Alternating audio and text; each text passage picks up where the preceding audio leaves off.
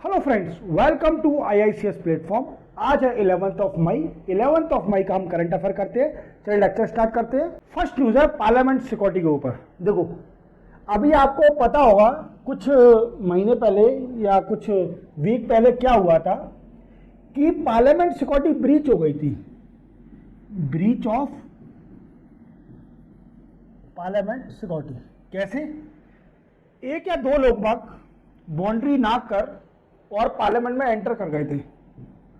Parliament में enter कर गए थे और उनने क्या किया, उनने कलर्ड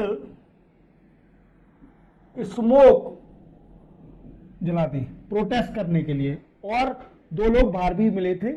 देन आफ्टर पार्लियामेंट के जो मिनिस्टर थे वो एक्शन में आ गए कि पार्लियामेंट ब्रीच कैसे हो गई। तो इसके लिए रिस्पॉन्सिबल किसी को नहीं माना गया, बट उसकी सिक्योरिटी बढ़ाने के लिए एक पैनल बनाया गया यूनियन होम मिनिस्टर के द्वारा। यूनियन होम मिनिस्टर के द्वारा एक पैनल बनाया गया है। ये पैनल क्या करेगा? ये पैनल चेक करेगा कि CISF जो है, सेंट्रल इंडस्ट्रियल सिक्योरिटी फोर्स है, वो पूरी रिस्पॉन्सिबिलिटी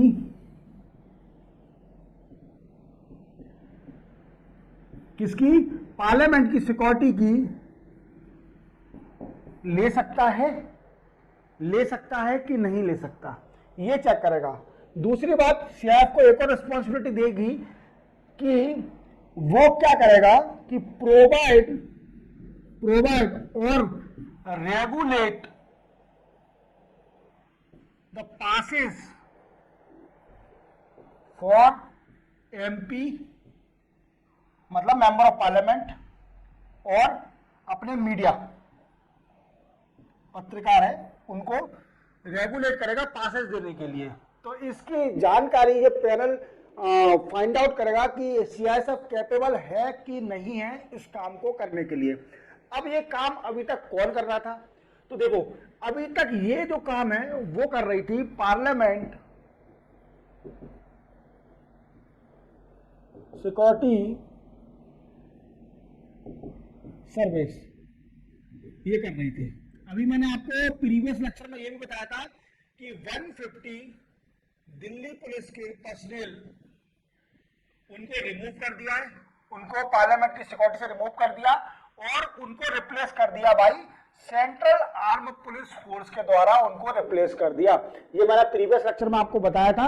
तो ये न्यूज है, हम इसको शॉर्ट में समझ लेते हैं कि यूनियन होम मिनिस्टर ने एक पैनल बनाया है, एक कमेटी बनाई है जो कि ये फाइंड आउट करेगी कि CISF कैपेबल है पार्लियामेंट की सिक्योरिटी लेने के लिए, या फिर उसमें दूसरा काम क्या है कि regulate the passes to MP और मीडियाज को जो पासेस मिलते हैं, लोगों को पासेस मिलते हैं टू विजिट दी पार्लियामेंट, वो रेगुलेट करेगी CISF। और अभी तक ये जो दोनों काम है वो कर रही थी पार्लियामेंट सिक्योरिटी सर्विसेज।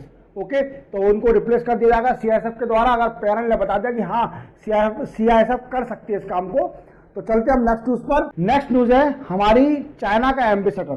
देखो, 18 महीने से ये पोस्ट खाली थी, 18 मंथ से ये पोस्ट खाली थी। चाइना का एम्बेसडर नहीं था अपने इंडिया में। अब क्या हुआ है, एक नए चाइना के एम्बेसडर अभी आए इंडिया में, अपॉइंट करे गए हैं, जिनका नाम है थोड़ा नाम डिफिकल्ट है, जू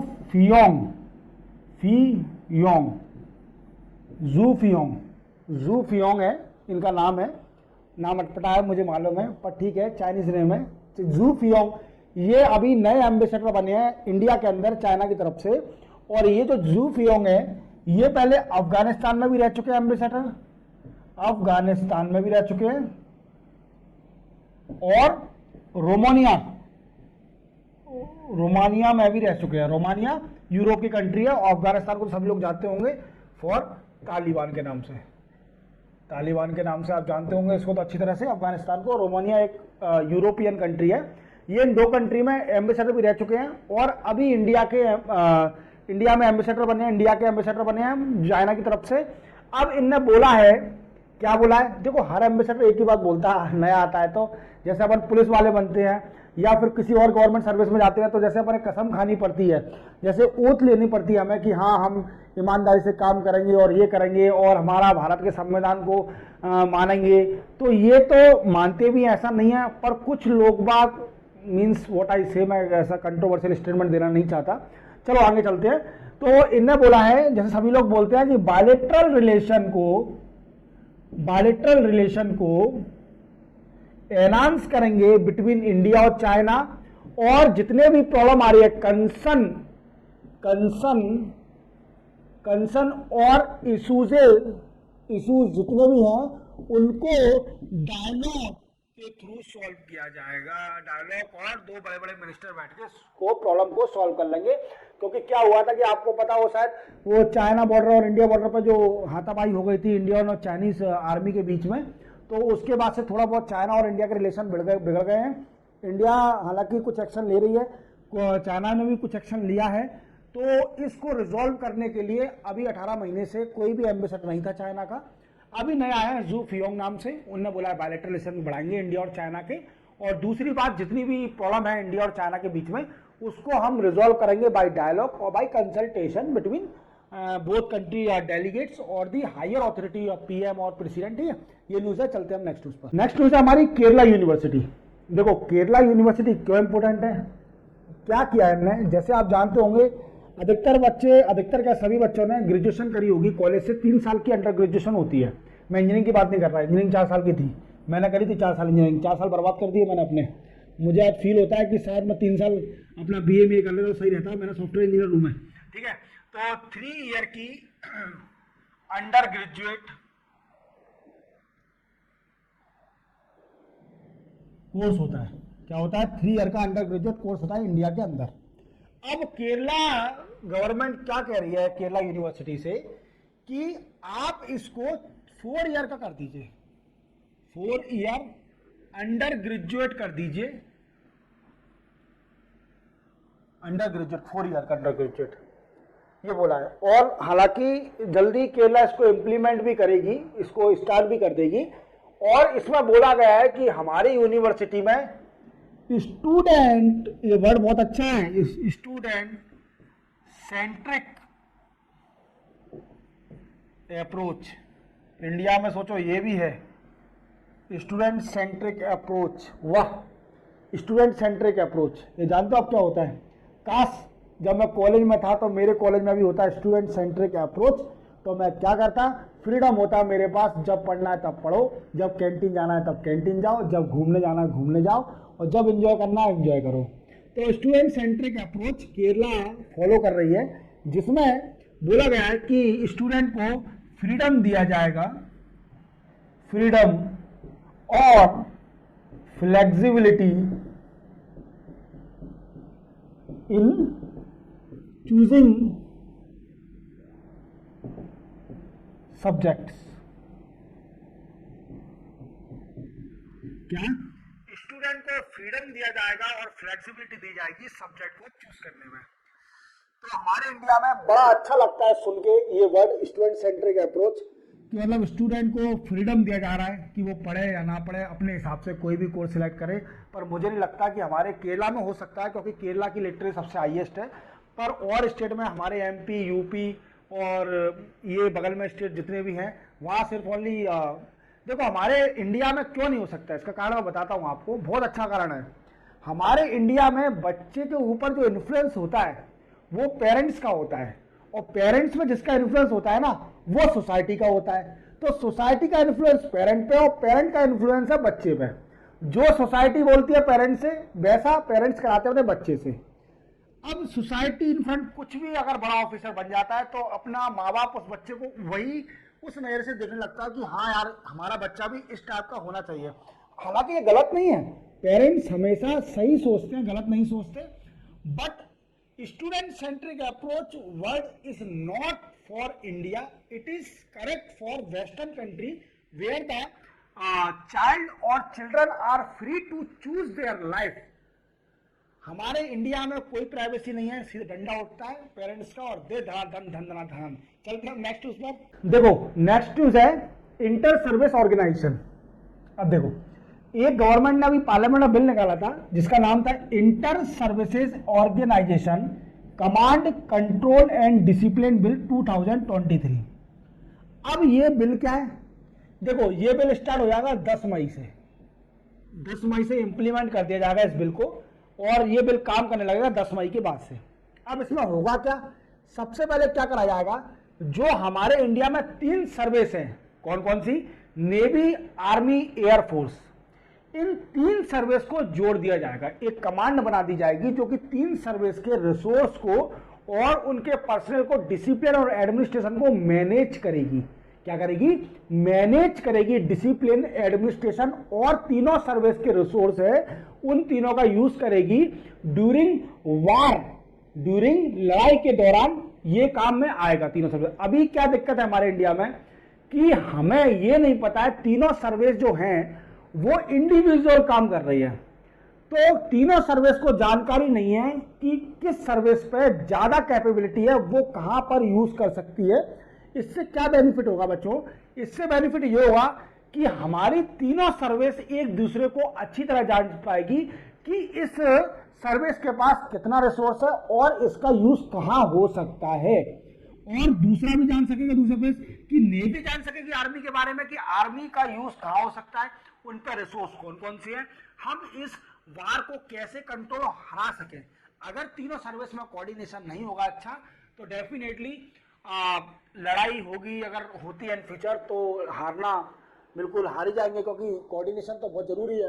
आप देखिए, अगर आपकी जॉइंट फैमिली रहती है घर के अंदर तो आपसे सभी लोग डरते हैं, अगर सिंगल फैमिली होगी तो आदमी दबाने की सोचता है, क्योंकि joint family is better than single family. तो जॉइंट फैमिली को मत तोड़िए, जॉइंट फैमिली रहिए, क्योंकि इससे इंडिया में इन्फ्लुएंस बना रहता है। चलते और आगे चलते हैं, समझते हैं इसको, मैं भूल गया, आगे भी पढ़ाना है। 10 मई, अब 10 मई से ये बिल स्टार्ट हो जाएगा। इसमें क्या करा जाएगा कि कमांडर इन चीफ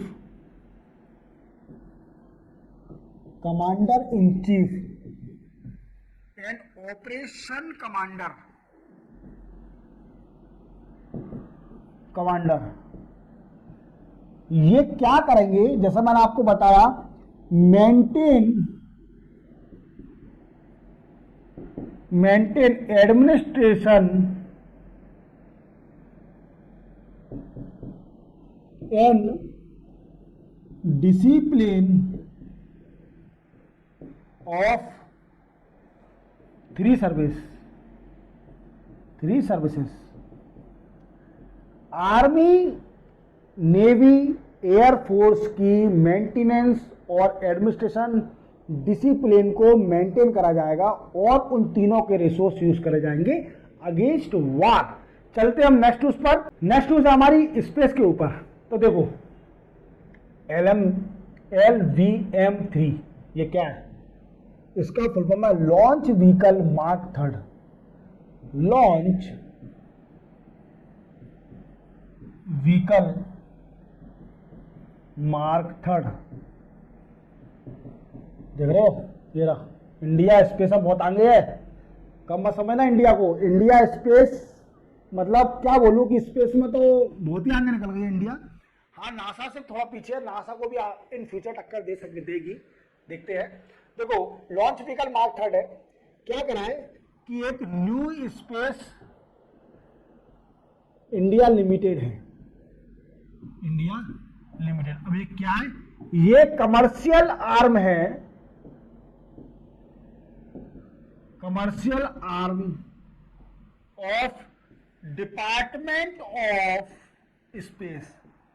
ये कमर्शियल आर्म है डिपार्टमेंट ऑफ स्पेस का, new space India limited.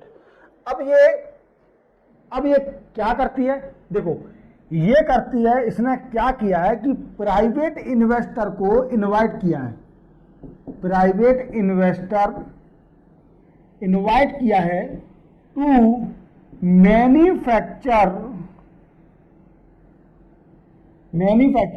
LVM-3 launch vehicle mark 3। अब लॉन्च व्हीकल मार्क 3 में कौन कौन सी टेक्नोलॉजी लॉन्च करी है, तो देखो चंद्रयान 2 और 3 इसने लॉन्च करा है, और ये गगनयान को भी लॉन्च करेगी, गगनयान को भी लॉन्च करेगी, जो कि ह्यूमन को इंटरनेशनल स्पेस स्टेशन स्पेस में पहुंचाएगा। ठीक है, अब इसका ये कौन सी सैटेलाइट है, ये कहां जाती है, ये सैटेलाइट जियोसिंक्रोनस सैटेलाइट है, जो कि 36,000 किलोमीटर 36,000 किलोमीटर ऊपर रहती है अबव द अर्थ सरफेस। और दूसरी बात इसमें याद रखना, ये जो सैटेलाइट है जो लॉन्च होती है सैटेलाइट जियोसिंक्रोनस में, वो अर्थ जैसे रोटेट और रिवॉल्व करता है, वैसे ही ये भी रोटेट और रिवॉल्व करती है। तो सेम अर्थ की तरह काम करती है, अर्थ के अराउंड घूमती है, जैसे कि हमारा सन के रिवॉल्व करता है हमारा अर्थ, ऐसे ये भी रिवॉल्व करती है और रोटेट भी साथ साथ में करती जाती है। तो इसको याद रखना, ये मैंने बता दिया। LBM-3, आपसे कोई पूछा कि चंद्रयान 2 और 3 के लिए कौन सा रॉकेट यूज करा गया था, तो आप बोलना LBM-3, मतलब मार्क 3 लॉन्च व्हीकल लॉन्च करा गया था, जो कि जियोसिंक्रोनस सैटेलाइट को लॉन्च करती है। Geosynchronous satellite 36,000 kilometre above the earth रहती है और ये अर्थ के सिमिलर रिवॉल्व और रोटेट करती है और पूरे एरिया को, अर्थ के पूरे एरिया को कवर करती है। ठीक है, रोटेट करती है। चलते हैं नेक्स्ट न्यूज हमारी, national company law appellate tribunal. ये ट्रिब्यूनल क्या है, ये देखो, जो कंपनी होती हैं वो उनके आदेश के खिलाफ ये ट्रिब्यूनल उनकी सुनवाई करता है कि ये इंडिया के फेवर में या नहीं है, या फिर कंपटीशन बढ़ा रही है, कि मतलब जो भी आदेश है उनके अगर पब्लिक को गलत लगता है तो पैटिशन लाके एपीलेट में जा सकते हैं। अब इन्हें एक पेटिशन लगाई थी कि प्ले स्टोर तो गूगल में आप डाउनलोड करते हैं ना, बिलिंग सिस्टम पर billing system, play store billing system पर एक पेटिशन लगी थी। इसमें क्या रहा, इसमें उनने गूगल एंड दूसरा कंपटीशन कमीशन ऑफ इंडिया से रिप्लाई मांगा है, किसके ऊपर, प्ले स्टोर बिलिंग सिस्टम के ऊपर। सिंपल सी न्यूज है, ज्यादा बड़ी नहीं है। प्ले स्टोर बिलिंग सिस्टम क्या होता है, जैसे आप कोई भी ऐप डाउनलोड करते हो या कुछ चीज़ आपको पैसे मिलती होंगी, तो उसके बिलिंग सिस्टम पर थोड़ी बहुत कुछ प्रॉब्लम आ रही होगी, तो उस विषय पर किसी ने पेटिशन लगाई है। देन आफ्टर जो नेशनल कंपनी एपीलेट ट्रिब्यूनल है, उसने रिप्लाई मांगा फ्रॉम गूगल और the competition commission of India से कि प्ले स्टोर बिलिंग सिस्टम के बारे में थोड़ा बहुत बता दीजिए, थोड़ा बहुत क्या पूरा डिटेल में नॉलेज दीजिए। इसी के साथ हमारा लेक्चर कंप्लीट होता है। मिलते हैं कल 12 मई के साथ। जय हिंद।